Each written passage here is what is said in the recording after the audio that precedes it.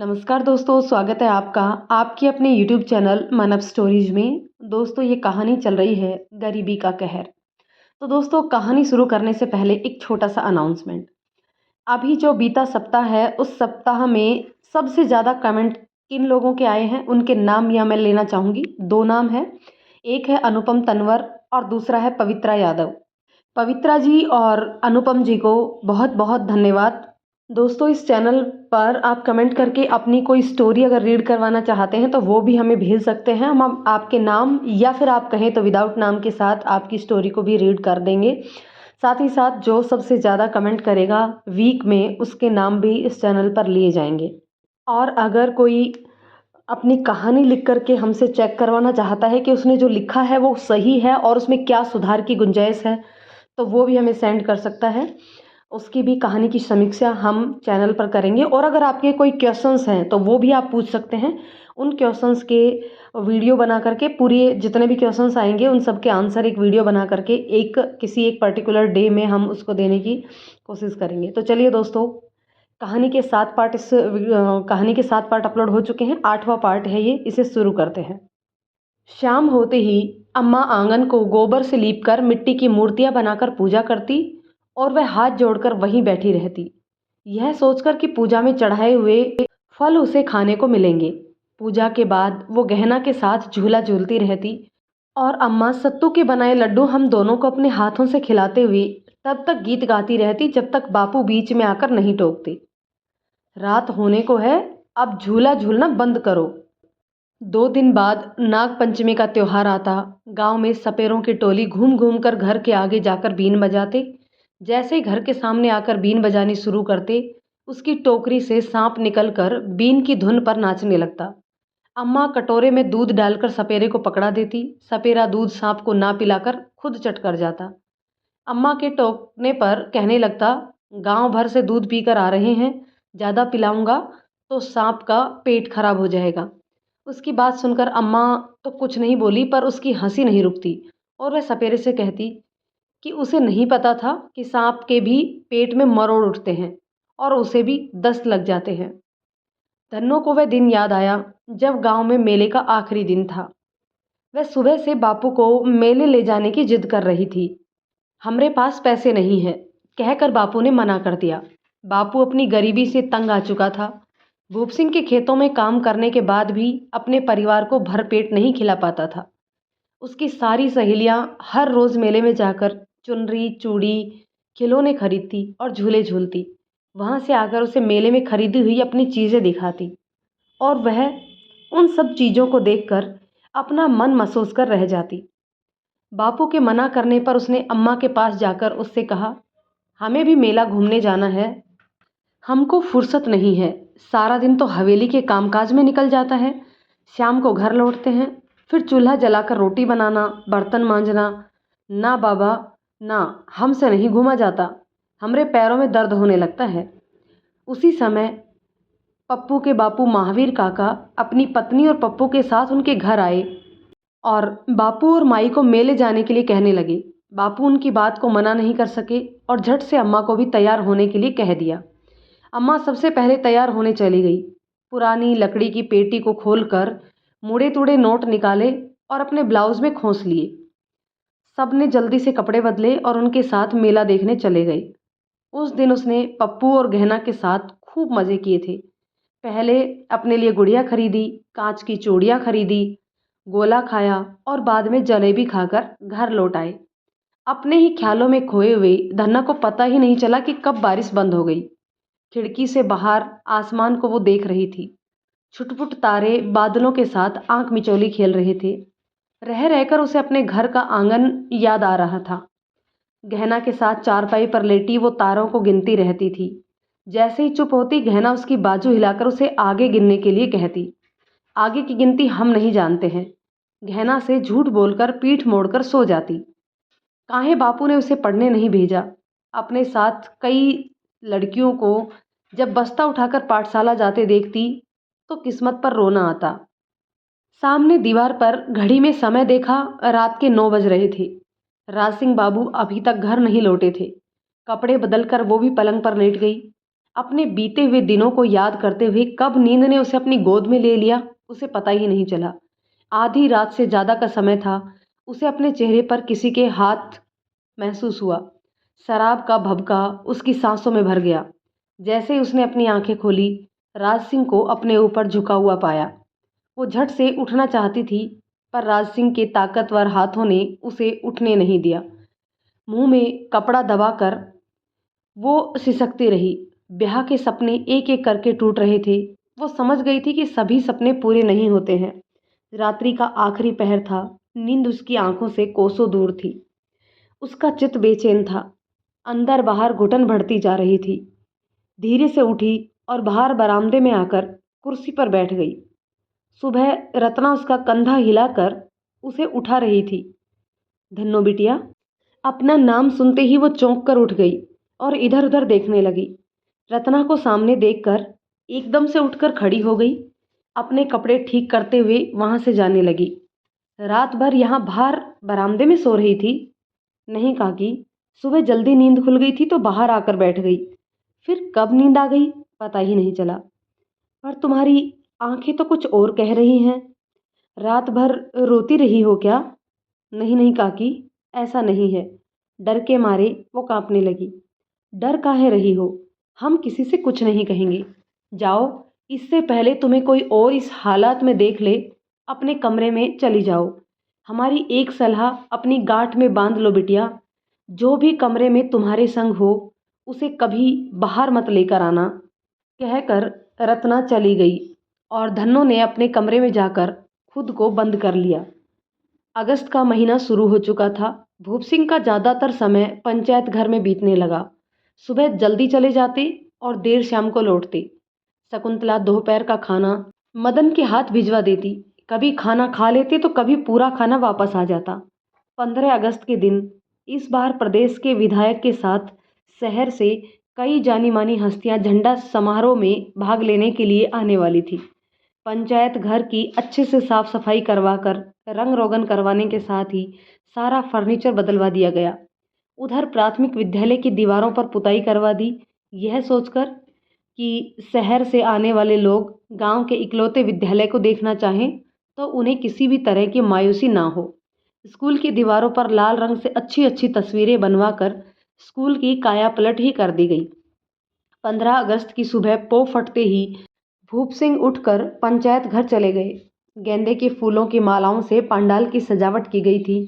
मंच के सामने मेज के ऊपर सफ़ेद रंग का कपड़ा बिछाकर उसके तीनों तरफ मेहमानों के लिए कुर्सी रखवा दी गई। पंचायत घर के अहाते में लाल और हरे रंग के कालीन के ऊपर आम जनता के लिए कुर्सियां बिछ चुकी थी। पंचायत घर के पीछे हलवाई समारोह के बाद वितरित होने वाले जलपान की व्यवस्था कर रहे थे। 7 बजने वाले थे। एकाएक गांव की मुख्य सड़क पर हड़कंप मच गया। विधायक देवाराम और उसके साथ आने वाले मेहमानों की गाड़ियों का काफिला गांव की मुख्य सड़क से होता हुआ गांव की सकरी गलियों में पहुंच गया। सड़क के दोनों ओर गांववासी हाथों में तिरंगा पकड़कर उसे हिलाते हुए देवाराम जी की जय जयकार करने लगे। पंचायत घर से कुछ ही दूरी पर गाड़ियों का काफिला रुक गया। देवाराम अपनी गाड़ी से जैसे ही उतरे, भूप सिंह ने आगे बढ़कर उनका स्वागत किया और गले में पुष्पमाला डाल दी। एक एक करके सभी मेहमानों के स्वागत के बाद उन्हें उनके निर्धारित स्थान पर बिठाया गया। समय की कमी को देखते हुए भूप सिंह ने विधायक जी को झंडा फहराने के लिए कहा। देवाराम जी ने अपने दोनों हाथों से लोहे के डंडे से बंधी रस्सी को खींच दिया। जैसे ही झंडा खुला, उसमें बंधी गेंदे के फूलों की पंखुड़ियां नीचे गिरने लगी और झंडा हवा में लहराने लगा। भारत माता की जय जयकार के साथ देवाराम जी अमर रहे के नारों से पूरा मैदान गूंज उठा। गांव की जनता का अभिवादन स्वीकार करते हुए उन्होंने अपना भाषण शुरू किया। आज से तकरीबन 10 साल पहले जब मैं विधायक बना था, मैंने ये कसम खाई थी कि अपने प्रदेश की उन्नति के लिए जो भी मुझसे बन पड़ेगा मैं करूँगा। हमारे मित्र भूप सिंह हमें यहाँ की पल पल की खबर देते रहते हैं। अपने गांव को छोड़कर शहर तो गया, पर आज भी अपने गांव की मिट्टी की खुशबू हमारे दिल में बसी हुई है। आज अपने गांव की उन्नति को देखते हुए मैं एक माध्यमिक विद्यालय खोले जाने की घोषणा करता हूँ और इसके साथ साथ एक प्राथमिक चिकित्सालय खोलने की योजना का प्रावधान है, जिसके लिए 4 एकड़ की भूमि भूप सिंह जी ने देने का वादा किया है। मैं आपको पूरा भरोसा दिलाता हूँ, स्कूल और चिकित्सालय का निर्माण भी जल्द ही शुरू हो जाएगा और लोगों को अपने इलाज के लिए शहर या दूसरे कस्बों में नहीं जाना पड़ेगा। हमारी बच्चियां 5वीं कक्षा के बाद आगे की पढ़ाई जारी रख सकेंगी। देश और समाज की उन्नति तभी संभव है जब हमारे आने वाली नस्ल पढ़ी लिखी हो। जय हो भारत माता की। कहकर जैसे ही उन्होंने अपना भाषण खत्म किया, लोगों ने तालियां बजाकर उनका स्वागत किया। उनके भाषण के फौरन बाद प्राथमिक विद्यालय के बच्चों ने मंच पर आकर एक गीत प्रस्तुत किया। विजय ये विश्व तिरंगा प्यारा, झंडा ऊंचा रहे हमारा, सदा शक्ति बरसाने वाला, प्रेम सुधा सरसाने वाला, वीरों को हरसाने वाला, मातृभूमि का तन मन सारा, झंडा ऊंचा रहे हमारा। जोरदार तालियों के साथ लोगों ने बच्चों का मनोबल बढ़ाया। राष्ट्रीय गान के साथ ही कार्यक्रम समाप्त हो गया। उसके बाद भूप सिंह, रामधन, किशोर पांडे, गिरधारी लाल शहर से आए मेहमानों को लेकर पंचायत घर के अंदर चले गए, जहां उनके जलपान की व्यवस्था की गई थी। बाहर आम लोगों के लिए भी जलपान की व्यवस्था थी, जहां उन्हें पूरी, आलू, हलवे के साथ कुल्हड़ में चाय वितरित की जा रही थी। स्वतंत्रता दिवस का समारोह भूप सिंह की उम्मीदों से बढ़कर सफल रहा। देवाराम जी उनकी तारीफ करते हुए नहीं थक रहे थे। पंचायत घर में कुछ समय बिताने के बाद उनका काफिला हवेली की ओर रवाना हो गया, जहां भूप सिंह ने उनके स्वागत के लिए दोपहर के भोज का आयोजन किया हुआ था। राज सिंह की शादी में बुलाए हुए रसोइयों ने रसोई घर को संभाला हुआ था। तरह तरह के पकवान और मिठाई बनाई जा रहे थे। शकुंतला धन्नो को साथ लेकर पूरे इंतजाम को देख रही थी। बैठक के पर्दों से लेकर सोफों के कपड़े सब बदल गए। भोजन परोसने के लिए शकुंतला ने नए बर्तन निकलवाए और रत्ना को उन्हें अच्छे से धोकर रखने को कहा। हवेली के पीछे बगीचे में सामियाना लगा हुआ था। जमीन पर नर्म कालीन बिछे हुए थे। खाने के लिए गोल मेज रखी हुई थी। हर मेज पर सफ़ेद कपड़ा बिछा हुआ था और हर मेज के बीचों बीच कांच के फूलदान में गुलाब के फूल थे। धीरे धीरे भूप सिंह की गाड़ी और देवाराम जी की गाड़ियों का काफिला हवेली के मुख्य द्वार पर पहुंच गया।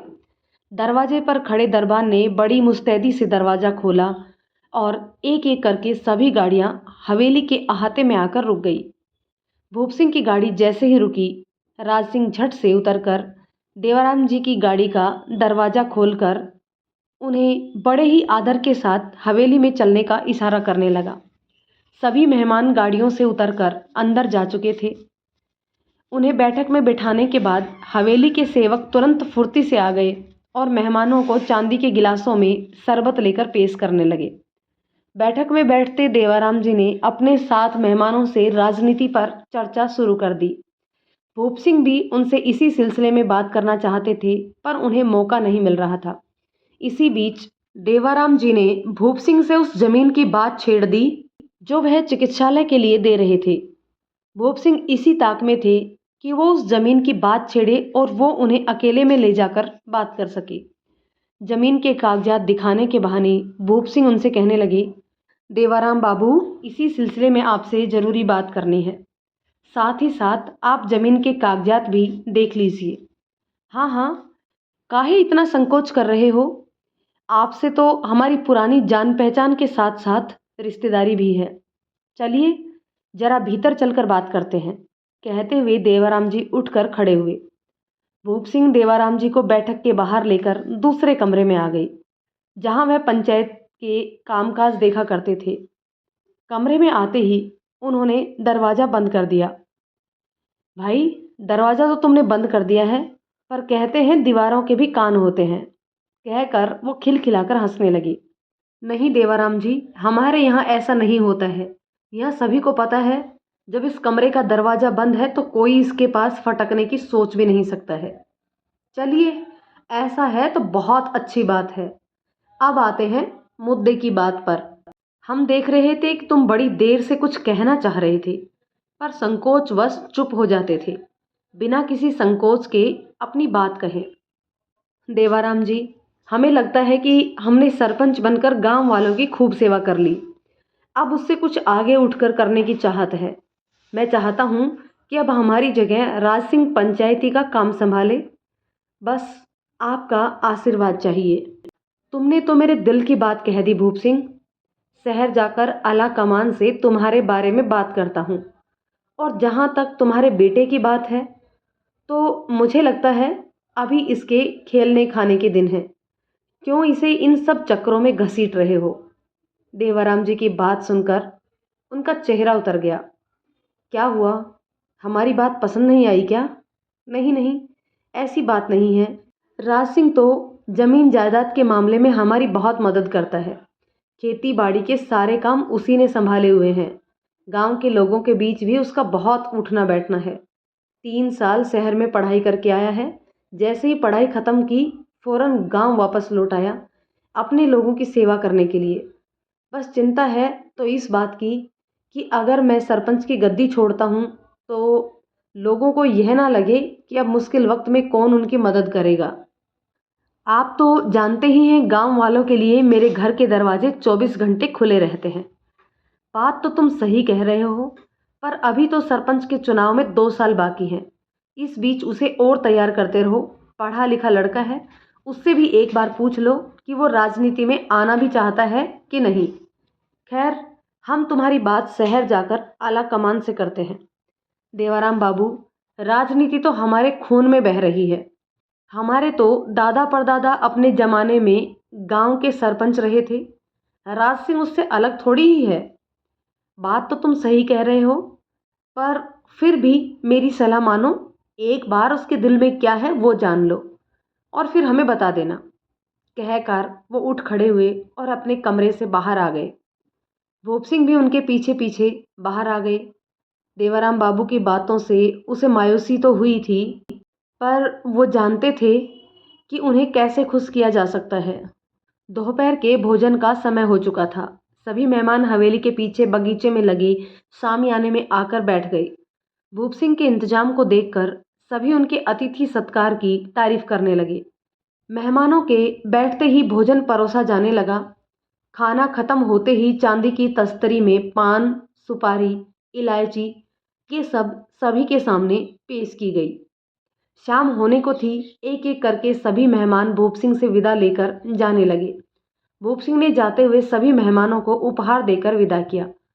सबसे आखिरी में देवाराम जी जैसे ही गाड़ी में बैठे, भूप सिंह ने एक बैग उनके पास रख सीट पर रख दिया। उसे देखते ही देवाराम जी के चेहरे पर मुस्कान आ गई। तुम किसी बात की चिंता मत करो, समझो तुम्हें टिकट मिल गया और तुम्हारे बेटे के बारे में भी सोचते हैं। तुम्हारी भेंट हम आला कमान तक पहुंचा देंगे। कहते हुए ड्राइवर को कार स्टार्ट करने के लिए कहा। जैसे उनकी कार हवेली के मुख्य द्वार से बाहर निकली, मुस्कुराते हुए भूप सिंह धीरे धीरे कदम बढ़ाते हुए हवेली की सीढ़ियां चढ़ने लगे। हवेली से जैसे ही मेहमानों की आखिरी कार मुख्य द्वार से बाहर निकली, राज सिंह ने मदन को आवाज लगाई और उसे पतंग और मांझे हवेली की छत पर पहुंचाने के लिए कहा। मालिक का हुक्म मिलते ही सारा सामान छत पर पहुंचा दिया। अभी पहले से मेहमानों के काफिले को हवेली से रुखसत हुए कुछ मिनट ही हुए थे कि एक बार फिर से हवेली के मुख्य द्वार पर राज सिंह के दोस्तों की गाड़ियां अंदर आनी शुरू हो गई। द्वार पर खड़े चौकीदार ने हवेली का दरवाजा खोल दिया और गाड़ियां हवेली के अहाते में आकर रुक गई और हवेली में फिर से एक बार शोरगुल शुरू हो गया। अपनी गाड़ियों से एक एक करके राज सिंह के सभी दोस्त उतरने लगे और राज सिंह के गले मिलते हुए उसकी हवेली की तरफ देखते हुए उसकी शान और शौकत की तारीफ करने लगे। क्या बात है यार, तेरी हवेली तो किसी महल से कम नहीं है। आज से पहले हमें यहाँ आने का न्योता क्यों नहीं दिया? हम भी कुछ दिन तेरी मेहमान नवाजी का लुत्फ उठा लेते। उसके कंधे पर हाथ रखकर सुनील ने कहा।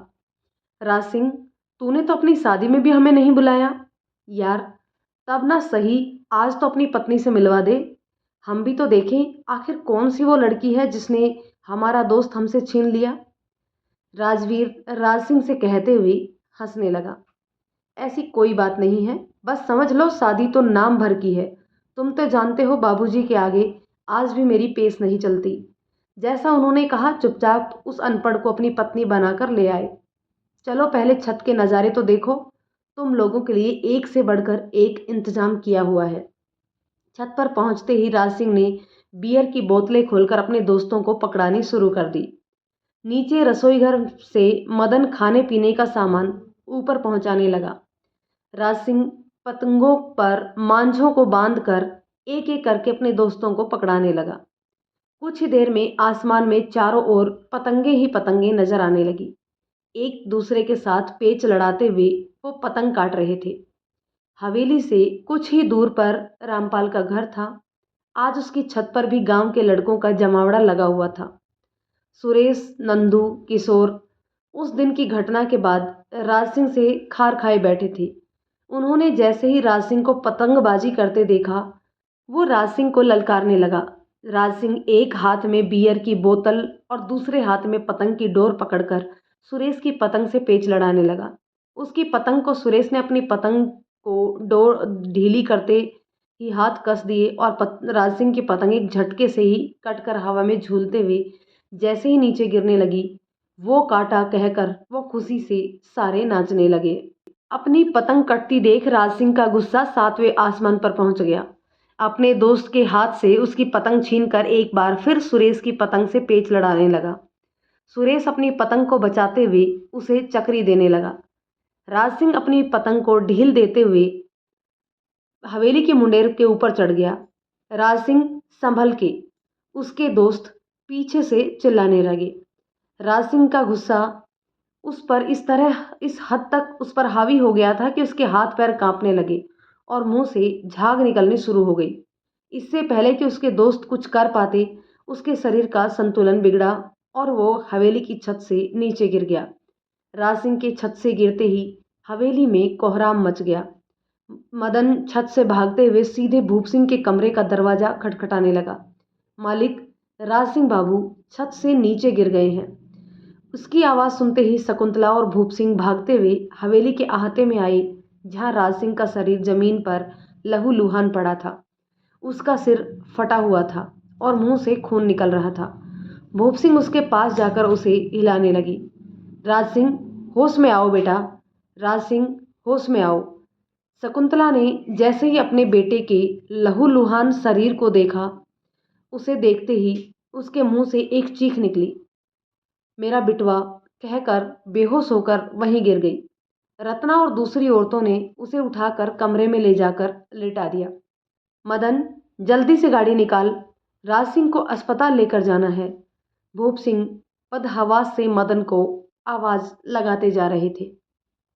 तो दोस्तों, ये था कहानी का 8वां पार्ट। ये कहानी का पार्ट आपको कैसा लगा, कमेंट करके ज़रूर बताइएगा। यदि ये कहानी आपको पसंद आती है तो इसे लाइक शेयर कर दीजिए और यदि चैनल पर नए हैं तो प्लीज़ चैनल को सब्सक्राइब करना ना भूलें। तो चलिए दोस्तों, मिलते हैं कहानी के एक और पार्ट में। तब तक के लिए शुक्रिया।